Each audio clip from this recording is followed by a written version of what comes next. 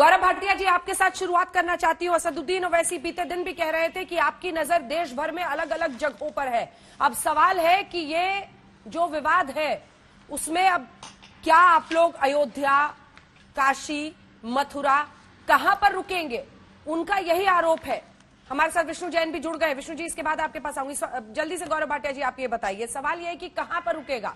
मुस्लिम पक्ष बार बार यही कहता है कि आप लोग रुकने वाले नहीं है, पूरी लिस्ट है, किसी न किसी मुद्दे को ज्वलंत रखेंगे और उसी के जरिए अपनी पॉलिटिक्स करेंगे। गौरव जी।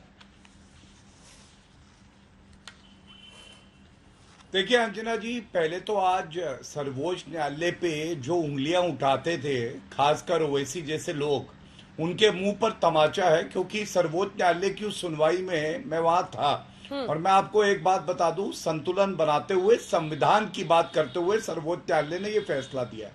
दूसरी बात, ओवैसी जी है कौन? ब्रीफलेस बैरिस्टर जिनको देश का कानून नहीं पता है। मैंने सुना आपका इंटरव्यू अंजना जी, बड़े जिम्मेदारी से कहता हूं, मैं भी अधिवक्ता हूं सर्वोच्च न्यायालय का। आप मुझे बताइए, उन्होंने दो बातें प्रमुखता से कही आपके चैनल पर। उन्होंने पहला कहा कि सर्वोच्च न्यायालय का फैसला आया है, क्या मानेंगे नहीं अयोध्या राम मंदिर में। मेरे हाथ में देखिए उनका ट्वीट है, जब दोबारा मिले कभी आपको तो पूछिएगा। सर्वोच्च न्यायालय का फैसला आने के बाद उन्होंने माना था, उन्होंने लिखा था बाबरी मस्जिद थी है और रहेगी इंशाअल्लाह। क्या ये भड़काऊ नहीं है? और वो एक सांसद है, संविधान की उन्होंने शपथ ली हुई है। दूसरी बात उन्होंने आपके कार्यक्रम में अंजना जी करी कि एक कानून है प्लेसेस ऑफ वर्शिप एक्ट, और तथ्यात्मक रूप से बता दूं दर्शकों को कि सर्वोच्च न्यायालय में उसको चुनौती दी गई है, नोटिस होके है, वो लंबित है।